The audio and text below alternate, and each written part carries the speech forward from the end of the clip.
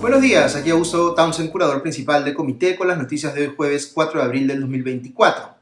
Un comentario cortito y positivo antes de entrar a las noticias del frente político. Estaba viendo una de esas historias que aparecen en las redes sociales de una señora en Estados Unidos que mandó por error tiempo atrás una invitación a quien ella pensaba que era un familiar para que pasara con ella el Día de Acción de Gracias, Thanksgiving como se dice en inglés, y el estudiante que lo recibió por equivocación le contestó, no sé si más en broma que en serio, que él no era el destinatario del mensaje, pero que sí podía acompañarla y cenar con ella. Y la señora le respondió que claro, eso es lo que hacían las abuelas, les dan de comer a todos. Y a partir de ese incidente, esta señora y este joven estudiante se juntan todos los años por Acción de Gracias y han desarrollado una amistad muy fuerte que ha sorteado por momentos difíciles como cuando falleció el esposo de ella. ¿Por qué les cuento esta historia? No sé cuán fidedigno sea el relato, pero sí hay una cosa que me parece extraordinariamente poderosa en la vida.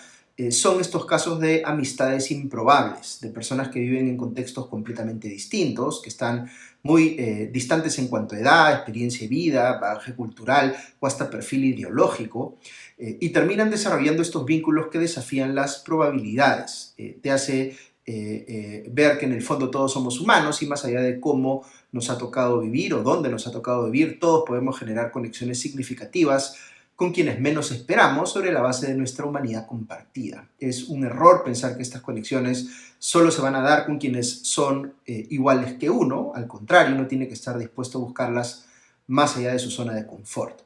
Ok, vamos con las noticias del frente político. Ayer le dieron en el Congreso el voto de confianza al gabinete ministerial presidido por Gustavo Adriancén.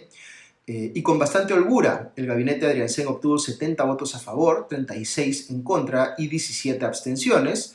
En el bloque de bancadas de derecha hubo comentarios críticos hacia el gobierno. Por ejemplo, Alejandro Cabero de Avanza País dijo que se iba a abstener porque consideraba que el gobierno de Boluarte era, entre comillas, mediocre, mientras que su colega de bancada, Norma Yarrow, dijo que el discurso de Adriancén fue más de lo mismo.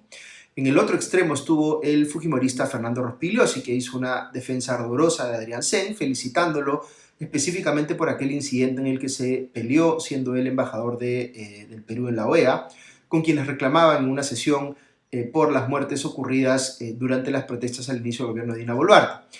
De otro lado, en el hemiciclo, las intervenciones fueron más previsibles y se reiteraron argumentos que han llevado a algunos congresistas a respaldar hasta 2 mociones de vacancia contra Dina Boluarte, acusando al gabinete de Adriancén de estar apañando a la presidenta frente a estas denuncias periodísticas que no han sido esclarecidas.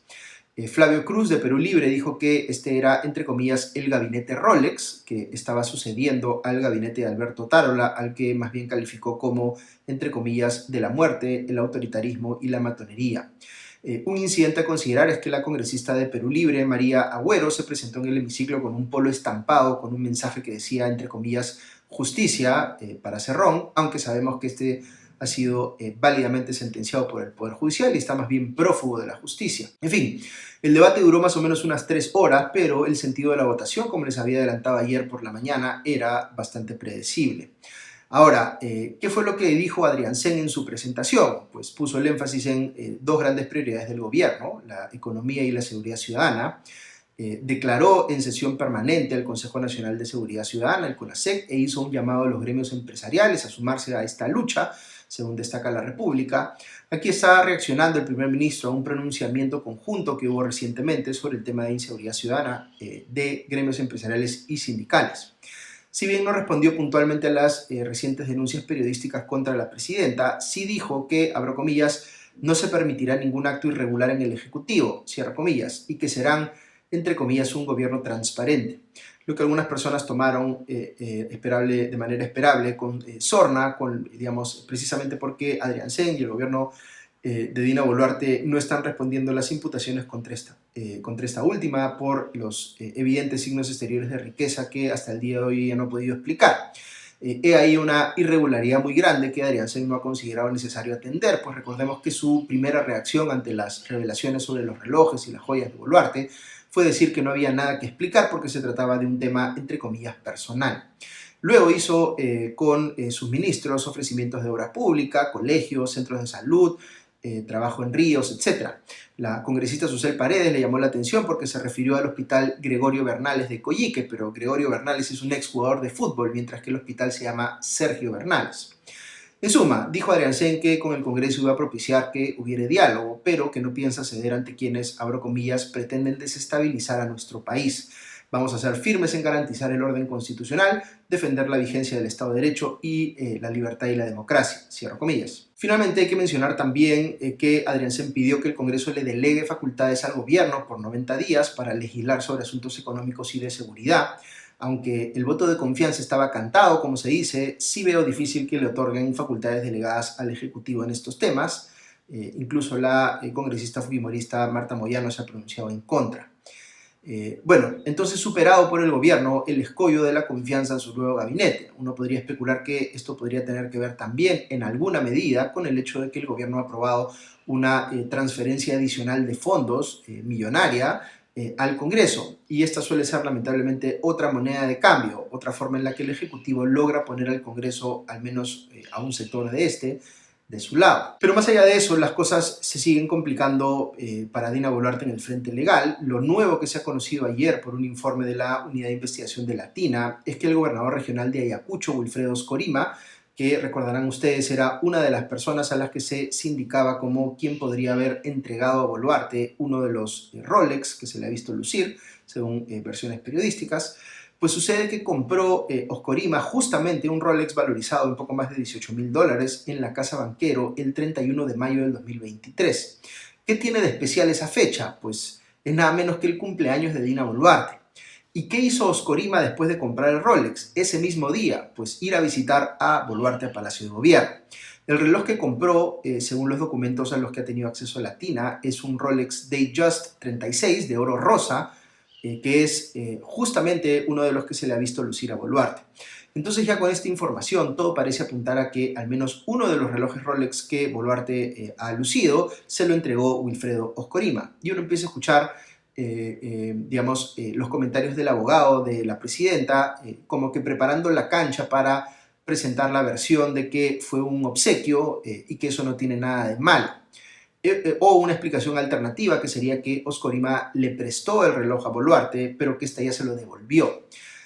Si Boluarte y su abogado considerasen que esta es una explicación válida, cualquiera de estas dos que les acabo de mencionar, habría que preguntarse por qué no la dieron antes. Y aquí yo especularía que puede tener que ver con el hecho de que esta explicación de alguna manera traslada el problema de Boluarte a Oscorima, porque este es ahora el que tiene que explicar con qué dinero hizo esa compra. Y de alguna manera entre Boluarte y Oscorima necesitaban negociar o alinear versiones para no contradecirse entre sí al hablar a la fiscalía. La otra explicación que veo que algunos están proponiendo en las redes sociales es que el gobierno central ha ampliado de manera significativa el presupuesto del gobierno regional de Ayacucho, de manera que podría haber mérito aquí para que, se haga una investigación que busque dilucidar si la supuesta entrega del Rolex por parte de Oscorima a Boluarte fue una especie de soborno para que ésta le asegurara más fondos al gobierno regional de Ayacucho, en el entendido de que Oscorima tiene cómo sacarle provecho personal a esos fondos adicionales. Ojo también que Oscorima había mentido aquí, deliberadamente escondido la verdad, si es cierto lo que se está especulando ahora, que es que él le entregó el reloj a Boluarte, porque él inicialmente dijo que lo había comprado para, entre comillas, una familiar muy querida y que era una mentira o una falacia que se lo hubiera regalado a Boluarte, así que aquí podría evidenciarse que ha estado mintiendo. Solo para precisar, este Rolex comprado por Oscorima es distinto al otro Rolex cuyo registro de venta encontró la Fiscalía cuando hizo el allanamiento de la vivienda de Dina Boluarte y Palacio de Gobierno el pasado viernes. Es decir, estamos hablando de dos relojes distintos, pero ambos aparentemente conectados con la presidenta. En fin, Oscorima está citado para hoy en la Fiscalía, mientras que el ministro de Justicia ha confirmado que Dina Boluarte va a asistir mañana a su citación fiscal, así que podríamos terminar enterándonos de lo que realmente pasó, por lo que hoy pueda adelantar el propio Oscorima. Veremos si las versiones coinciden, como si las hubiesen estado preparando en tándem, o si aparecen contradicciones entre lo que diga hoy Oscorima y lo que diga mañana Boluarte.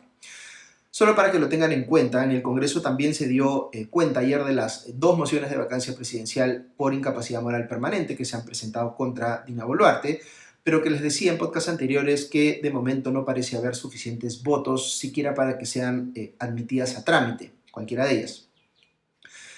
Cabe mencionar que en paralelo se están moviendo hasta 3 mociones de censura contra ministros puntuales. Una es contra la titular de Cultura, Leslie Urteaga, derivada pues, de este escándalo relacionado con la venta digital de entradas a Machu Picchu. Otra es contra el titular de Energía y Minas, Rómulo Mucho, por sus supuestos conflictos de interés, por tener él una empresa contratista minera. Y una tercera es contra la titular de Vivienda, Jania Pérez de Cuellar, por supuestamente querer, entre comillas, privatizar el agua, según Perú Libre. No es claro que vaya a proceder alguna de estas mociones porque se necesitan 66 votos y no parecen existir hoy esos votos en la oposición.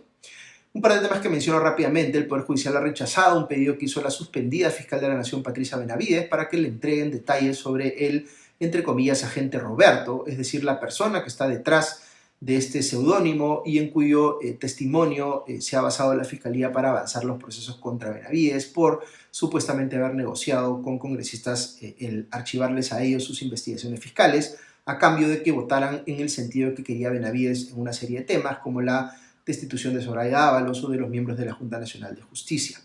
Lo que está buscando ella, aparentemente, es tener más argumentos para impugnar lo que puede estar aportando a la investigación este llamado agente Roberto y que dejen de tener valor las pruebas que pueda ofrecer. Lo otro que quería mencionarles es que el ex asesor presidencial de Pedro Castillo, Henry Shimabukuro, ha salido a declarar en Willax que Vladimir Cerrón ya fugó a Cuba como hace un mes y medio, según las versiones que él tiene, y que lo ayudaron a salir en un auto oficial que, según dice, no puede ser intervenido en ninguna parte del territorio nacional, porque en efecto estaba en este condominio en Asia y de ahí lo habrían sacado en ese auto. Eso que está afirmando es, por supuesto, muy delicado porque implicaría que ha habido alguien en el gobierno que lo ha ayudado a fugar y eso, por supuesto, va a tener que seguir investigándose para determinar si fue cierto o no. Muy bien, eso es todo por hoy. Que tengan un buen día y ya nos escuchamos pronto. Adiós.